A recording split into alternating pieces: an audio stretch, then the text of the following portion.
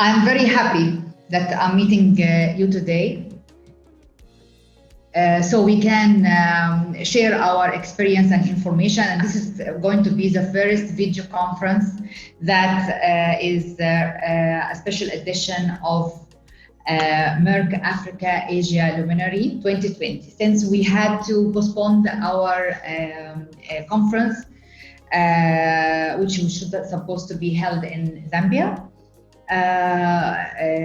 because of course the coronavirus pandemic, we decided that to have separate sessions of different fields and under separate different programs together with you, so we can catch up and share information, experience, and also it will be an opportunity to congratulate you for you being selected by the scientific committee to be enrolled in the 1-year online diploma in Southwest University for the Sexual and Reproductive Medicine.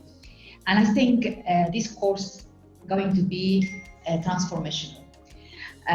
Transformation of the landscape of fertility care in Africa. It's going to be also a very great milestone for women's health in general and fertility care and reproductive health in particular. Something that I'm very passionate about because it's a critical part of Merck More Than a Mother campaign. You know, this campaign is very close to my heart, which we started in 2015, and there is almost 17 Merck Foundation Alumni already was with us since a long time, maybe from 2015 or 16, from different countries. But we also have new candidates who are going to be joining our campaign and our noble cause of breaking the stigma of infertility and improving access to equitable and quality fertility care in Africa and in Asia.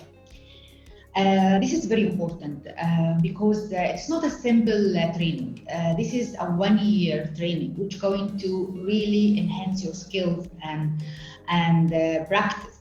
And this will reflect on people, reflect on couples, reflect on women, reflect on their quality of life, psychologically and physically. And I think I will call, I will look at you because of each one of you has the time to speak and to share his experience and testimony.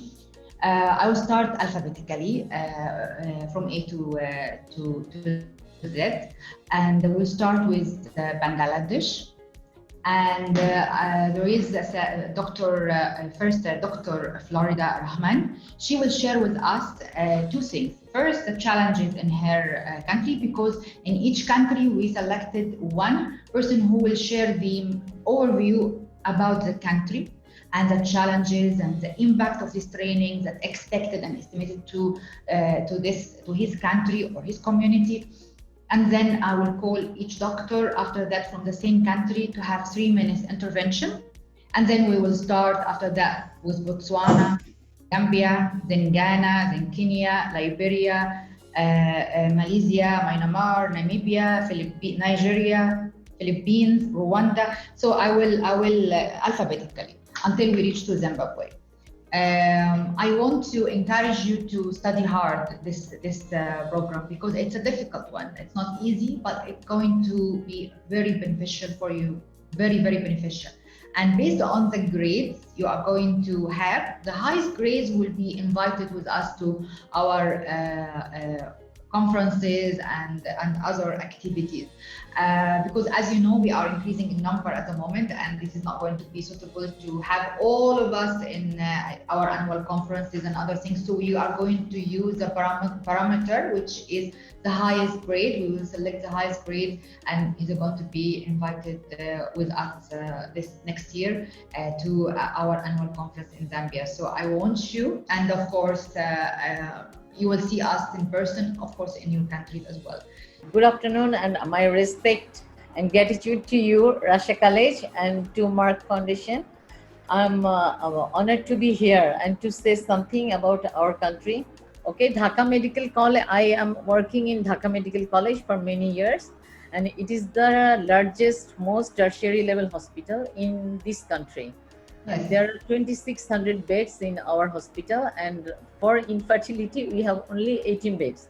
But we have developed a separate reproductive endocrinology and infertility unit since 2019, and our all the outdoor facilities, including outdoor management of IUI, was started since 2016, and we have many statistics in every year, and we do IUI in about 40 to 80 patients per year, but our success rate was not so much promising during the last 3 years. It was about 5 to 6% for all patients, and for IUI it was about 16%. So, but my turning point of our journey is the visit of Mr. Venunier from Merck Foundation to our country. He visited our hospital, and then a meeting was held, and they select me as a clinician So, trainee. Merck Foundation turning point. Yeah. So Yes. I was selected for higher advanced therapy training in Bangalore under Dr. Kamini Erao. He's the great infertility specialist. She's the great infertility specialist, and my training was very rich and effective. I am very grateful to them for teaching me. And How of course many to eyes you, was trained with you, Dr. Rahman, Florida, with you from the same country? clinician from Dhaka Medical College. There are two clinicians that are trained by, sponsored by Merck Foundation.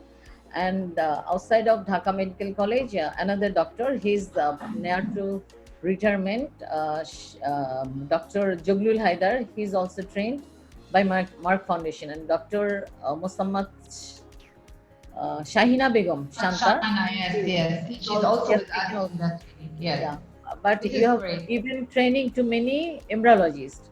Yes, how many? Do you remember? I can remember at least 4 to 5. 4 to Dr. 5. And this is Yasmin, added Dr. value to Anifa. added value to the success of the cases and access for patients. After getting training, I was trying hard to establish our IVF center with my director and my head of the department. She tried hard wholeheartedly. They tried, and ultimately we became successful, and we have started our own IVF center, and which was inaugurated in 2020, 10th August. So we Fantastic. Congratulations. thank you very much, and I think it's your help. Thank you. And now can we go to Dr. Chow Bayamisi? My name is Dr. Chow Bayamisi. I work in a primary hospital in Gumare. It's a small village in Botswana. But although it's a primary hospital, it acts as a referral for the whole sub-district. So before entering into like the objective or the future objective that I have, being given this opportunity, I would like to say thank you to Merck Foundation and Dr. Kelech for this great opportunity. It will really transform so many lives of women in Botswana in so many districts. I'll just briefly share my point of view from the place that I work in.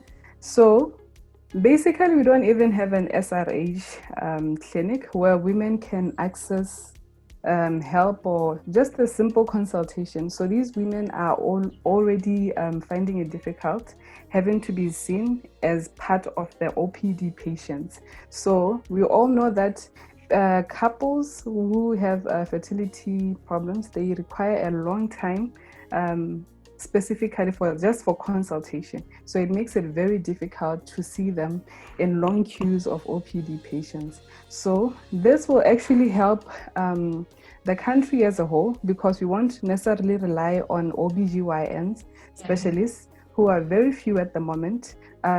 We as graduates of sexual reproductive medicine will be able to start the interventions where we are. So it is a very great platform. And as well as us in numbers, this creates a platform for us to even know each other and also start to be a voice of reason, to communicate with our government and also to get the ball rolling. So thank you very much. Thank you very, very much, Dr. Chow. Thank you. And we will be talking again after you graduate, or even between, of course. So we can see what you're doing in the course and what is the impact. Thank you very, very much. Thank you so much. We have to start with Dr. Niji, from the Gambia, to give us a small brief about the Gambia challenges in fertility care. Yes, great to see you, Dr. Niji. I'm so happy to see you, and Gambia is very close. I came to Gambia and I visited there. It was really nice. I had a very nice, also beautiful fish in Gambia. And I met a lot of women who childless women in Gambia, and they told me about their challenge. And now with this program and the 7 doctors who are going to be enrolled in this program, I think this also will be transformational for Gambia fertility care and women health. What do you think? Thank you very much. Thank you very much for giving me this opportunity. I think, like other speakers have said, the challenges of infertility in Africa, Gambia is also not an exception. Currently, we have a very limited number of specialists in obstetrics and gynecology, and we have through the Merck Foundation, a lot of people have been trained. Like you said, about 7 people. I was part of the second batch who went to India to do the training. And generally, the knowledge we gather from that place has really impacted our clinical service in the Gambia. And we are proud to say some of the patients have really benefited from our training in India. When we came, we have been seeing infertility patients, and then some patients have definitely benefited from it. However, we must say that Gambia, we still don't have an IVF center. I think that's one of the biggest challenges we have. Currently, we don't have any IVF. I think now, after you get I think to do after this training, you must be advocating for this in the. Yes, exactly. We are making a lot of advocates to make sure that it is available, but we don't have any at the moment. And I think this training will go a long way trying to help our country to manage women issues, because currently a stigma of infertility has become even a case of gender-based violence, where women are harassed at home because they could not have a child, and in most cases which is not actually their own fault. So I believe after this training, this is going to have a huge impact on the Gambian population. As you know, we are not many, just about 2 million people. And if you look at the reproductive stage of that population, it's almost like 30 to 40% of the population. So I think going to do these studies is going to have a huge impact on the women's health in the Gambia. Not only infertility, but other health conditions of women. Health in general, yes, would be great. So thank you very, very much, Dr. Niji. Yes. Okay, Dr. Elizabeth. Dr. Elizabeth. Yes. Well, thank you Merck Foundation for choosing me to do this sexual and reproductive health program. Thank you. I'm yet to be enrolled. I think my application has been sent to March 2021, but I'm an obstetrician gynecologist working in Komfanochi Teaching Hospital in Ghana. The hospital is in the center of Ghana. The center of the country. That is where my hospital is. We have a lot of gynecologists in Ghana. We have a lot of gynecologists in Ghana. And then we also have IVF centers, but it is private in Ghana. So we are yet to start an IVF center in the public sector. But I see a lot of women who come to my hospital who have infertility problems. And doing this course will immensely help me. Like all the people have shared, in Africa, if you get married and you don't have a child, it is a stigma. And in Ghana now, people are going to school and getting married at an older age. And we all know that if you don't get married early, then fertility becomes a problem.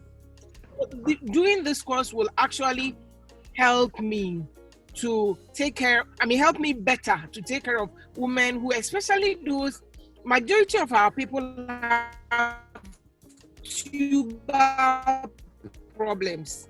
Yes. For some reason, that is what we are seeing.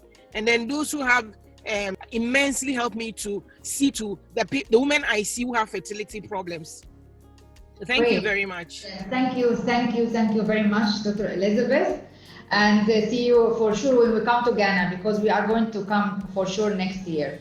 We have Dr. Ruth now, Wami, from Kenya. So she will share with us her insights and highlights about the Kenya fertility care landscape and the impact of the training she's anticipating for herself and for her region and country. Dr. Ruth? Okay. Thank you, Dr. Rasha, for the opportunity to study the course and to participate in this conference. My name is Dr. Ruth Wamai from Kenya. I work in the capital city. I don't work very far, but I work in a mission hospital where we serve a lot of people. So the challenges are different in Kenya compared to some of the other countries that I hear. For us, we have a lot of gynecologists trained, over probably 400 over the years. But then the issue in Kenya is that the pressure on the system is because of obstetrics and prevention of things like maternal mortality. So there's been very little focus on providing services like infertility for the women. So not a lot of training has been focused on that. So, but this year, we are, thanks to Merck, we also have been reactivating our Fertility and Andrology Society of Kenya.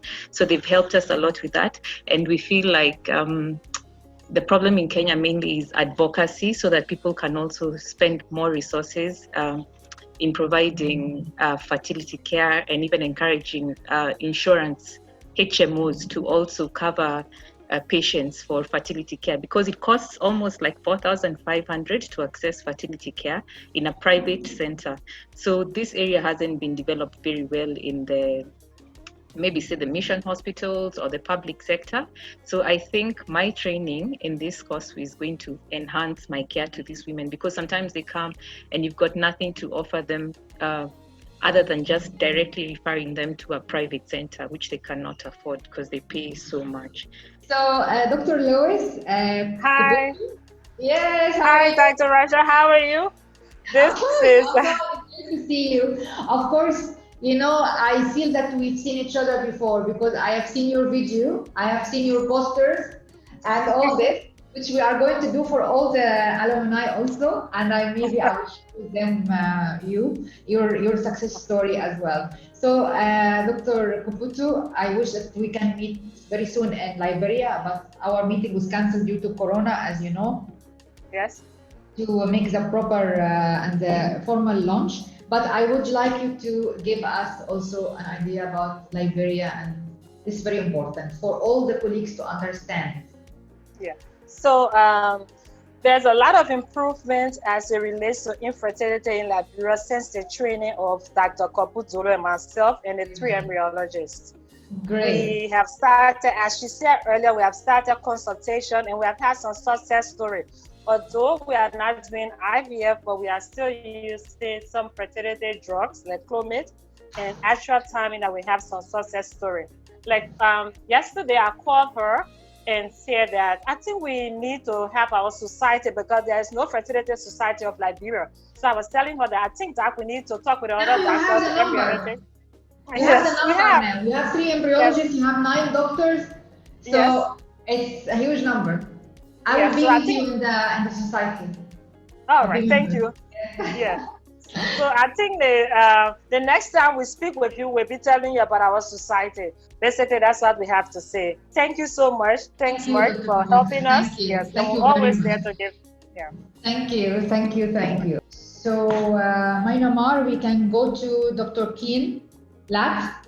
Good afternoon, Dr. Rasha. and Good other Merck afternoon and Foundation congratulations for the new IVF and the new babies. Yeah. Please give us an idea, small idea about this to our colleagues. Now we have many success after we got the training from the Milan Center, IRH. So we got the trainings 3 months. So we got the trainings, 3 months training from Milan Center. Only 3 of us. One is embryologist, and now she is very skillful. And the other 2 are clinicians. Now we are running the center very well. Now we got the success, and then I sent the photos of us. So now we are very much thank you to Dr. Rasha and all. The first public IVF or the first IVF in Myanmar in general? The first IVF is I think in 2016. After that, the first public? Public, yes. Our center is the public center. Yes. Yeah. Our center is the public center. Yeah. Very good. First of all, good afternoon, everyone. I'm currently in Windhoek. I'm working as a I'm working as a junior medical officer in the Department of Obstetric and Gynecology. So just like how everybody mentioned earlier on, Namibia, like any other country, is not immune to stigma and lack of accessibility to fertility treatment. And I think the best part about Merck Foundation is giving us the opportunity to actually gain the skills that we require to combat most of these issues. But my biggest worry will be then not be able to effectively practice most of these skills that we are acquiring, or not be able to effectively treat the patients, considering that we have lack of resources or accessibility to infertility centers here back at home. Like in the whole country, we only have two fertility clinics, and they are in a private sector. Now we are moving to Nigeria, and we have Dr. Adwell. Participating in this course is going to give me a rounded knowledge so that I will know about female and then male fertility problems, and then I can be able to provide care to both males and females, and in partnership with the obstetricians in my center, because I don't think that there are many public sectors, public hospitals that are offering in vitro fertilization, but I think that there are lots of private settings. Also, the problem with stigmatization, if we can create an awareness, like you mentioned earlier, that women are actually more than mothers. So, and then it takes a man and a woman to actually have a baby. So I think, awareness is going to be well appreciated. I want to thank you very much for this opportunity, and I hope to be able to make the most of it. Thank you very much. Thank you very, very, very much, Dr. Adewala, yes. Thank you very, very, very much. All right. And I'm sure that we are being touched to be able also to raise awareness about this course in Nigeria for different provinces. Thank you very much. Dr. Margaret Jones. Hello. Hi. Hello. Hi. How are you? I'm good. You are good? Still good, doctor? Yes, I am. I'm trying to continue. So I am Dr. Margaret Christy Limson. So I'm a junior consultant from a government hospital. So I work in the Department of Obstetrics and Gynecology. So it's a university and university government hospital. So I teach students, residents, and we have fellows in endocrinology and infertility. So if you understand, the Philippines is a very small country, but we have a population of about 110 million. Okay. So, but then we realized, when I was doing my training when I was a fellow in the government hospital, that we do see a lot of people who are not rich, who still come and consult for fertility. So understand there are only probably 3 centers in the Philippines that will give what we call charity treatment or charity services for infertility. So I'm very excited because our hospital, no, I'm affiliated with the University of the Philippines, Philippine General Hospital. For the past 5 years, we've been planning to open an IVF center. It will be a government-funded IVF. Yes, we are very excited, but still, we are just still very excited because we are still, the structure is not yet there 5 years today. So with COVID, everything slowed down. Make it faster now. We hope, no, in 2 years. That was the plan 2015, 2017, but it is now 2020 and still no infrastructure. But we are still very hopeful. And we hope that we will be able to extend the services that, the people need, especially those who cannot afford the fertility services. Definitely. Thank you very much, Dr. Margaret. Thank you. I wish you good luck, success. Thank you, Doctor. Thank you. Greetings to all my colleagues. Great. Much has been said about infertility, but I would like to thank you all for your support and the knowledge towards the managing of infertile couples. So without taking my time, I've seen the approach of infertility management as interesting, because the way infertile couples are managed is the way other diseases should be managed, from the healthcare, from the health center, referral up to the highest level. So looking at the infertility management, really we should look at it from the health center point of view.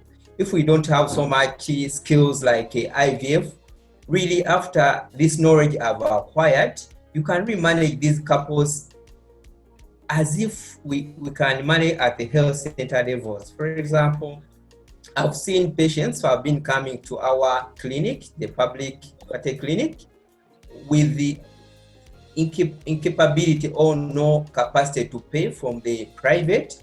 And when I give them management proper one, not using much, not using much expensive drugs, and they conceive and they have a story to tell. So I see it as it's really a good package to manage infertility at all levels, not necessarily at the IVF big centers. We can know how to manage these patients at a low level, then we can transfer them at a higher level. So really, since we've got this, this knowledge as 11 doctors from Rwanda, we can always advocate or manage this patient at our lowest level possible, and where necessary they can go for IVF. Now I will go to Sudan, and there is Dr. Al-Sheikh Al-Tayyib Omar Karar. Dr. Al-Sheikh. Good afternoon, everyone. Thank you, Merck, for giving us this fantastic opportunity to join this prestigious diploma program. I was honored to be selected by the society here in Sudan, the SHRES Society, the Sudan Human Reproductive and Endocrinology and Embryology Society. The practice of IVF, let me start by the infertility stigma. It's the same as in the Arab world and the African continent. The woman who is not able to reproduce is considered as a stigma, and the problem increases by the cost of treatment. The cost of treatment is very high, especially when you know that the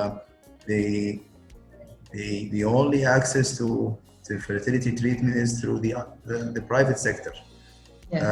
We only, as you know, Dr. Rasha, we have one center that is affiliated to the University of Khartoum, which is the Abu Layla Center, but still it's not 100% public. It's still the patient have to pay a great amount of money to do the investigations, the workup, the treatment, and so. Thank you, Dr. Dal. Tell me, are you from Kampala or? Well, my name is Del Mugisha, and I'm from the southwestern region. That's almost at the border of Uganda and Rwanda. Very good. It's about 7 hours from here to Kampala, actually. You know that this makes me very happy, really, because this is how I want to distribute this. So tell me, Dr. Dal, just to tell you, Dr. Queen and Dr. Flavia, I have done this program in Uganda, the second country after Kenya. It was 2015, and we've done a lot of programs to empower infertile women, almost 1,000 women. We have established for them childless women who did not have infertility children. And we established for them small businesses, chicken farms, and oxes and plows and cows and all this, and the catering services, restaurants, small restaurants in the villages, very, very far in the western Dororo and all this. And they were very, very excited, and their life changed totally. And if you see them before the project and after the project, they become different people, different strong women. Even the tone of their voice changed. The way they walk, the way they look is totally different. So I feel this is the best way to do a business study or study about how economic empowerment can change women, not even regular women, but women also who's been stigmatized and abused by society, how they change. Now the community respects them. They come to ask for work from them, to work with to them. Before they were ignoring them, they insult them all the time. So the whole things have changed, and this is 1,000 women in Uganda. And you can see the videos in the thing. So that's why I'm very excited about Uganda. Yeah. I actually watched you in 2015. You're Really? an icon when it comes. Yes, you know, when I was listening to you, I could see the passion. It was on NTV. I saw you even handing over some of the plows and something. Yes. Your reputation precedes you when it comes to the fight of stigma. Actually, it's quite good. Thank you very much. I wish with you, all of you, that we can continue this work even further and in different regions. So I'm waiting until you get to know the force better and get stabilized, and we can work together to achieve this more and more in Uganda. So, Dr. Dal, so can you please continue? Sorry, I interrupted you. No. That is very good because I can see the passion. Yes. When you spoke of Uganda. Yeah, I would also like to really, just like the other speakers before me, I'd like to thank Merck Foundation for the opportunity, honestly, because it's something that I have always wanted to do, but it's not something that's quite affordable. So I really thank you for the opportunity. I had started, I also would like to thank you because one of the concerns that I had was if I'm going to do this thing online, it would actually be very helpful if I had some hands-on skill or something so that I can be able to do this. Finish this, and then when coronavirus comes, we will send you 3 months to India for enhancing the fertility session. Yes, that would be very fantastic. So I just wanted to say thank you because that actually had to say that. All of you are having this opportunity, if you want. Yeah.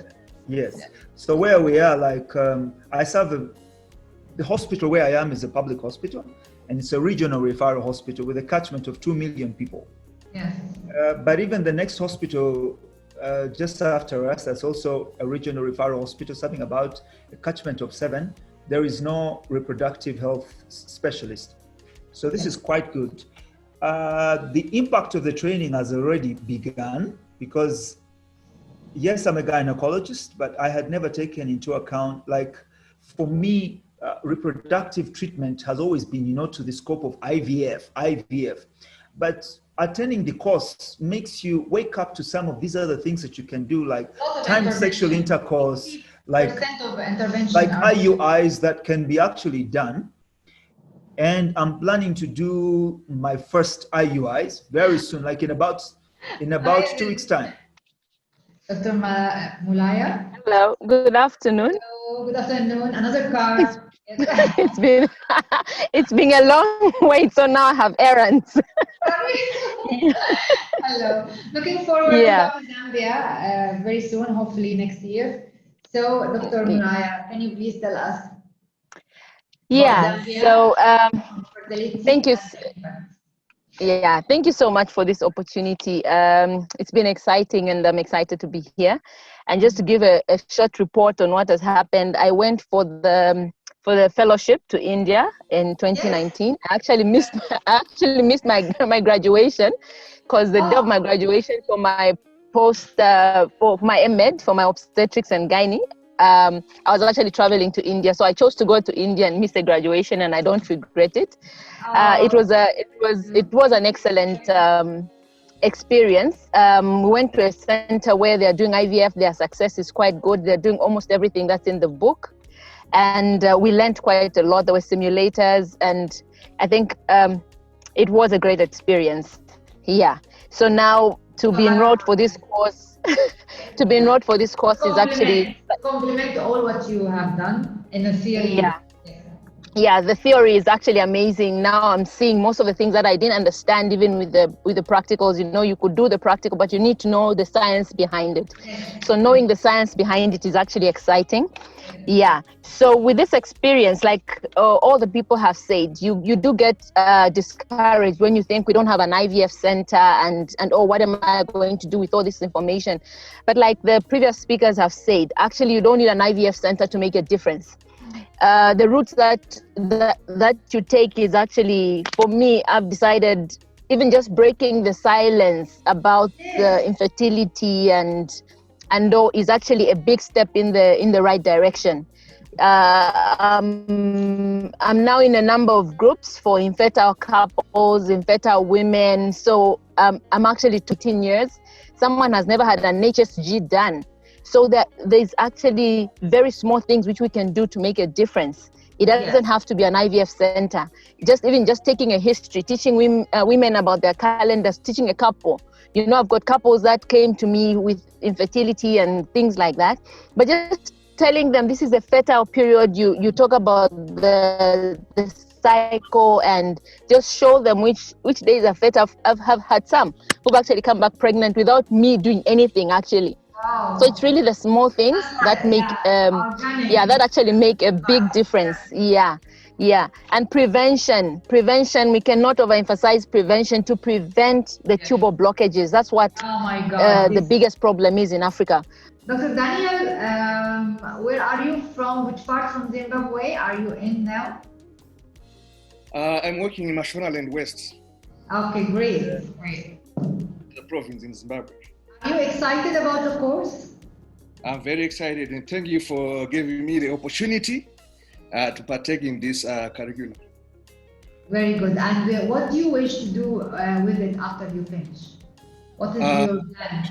To help my community, because my community there's a high burden of STIs and subfertility as well. So I think there is a high incidence of infertility related from untreated infectious diseases. Sorry?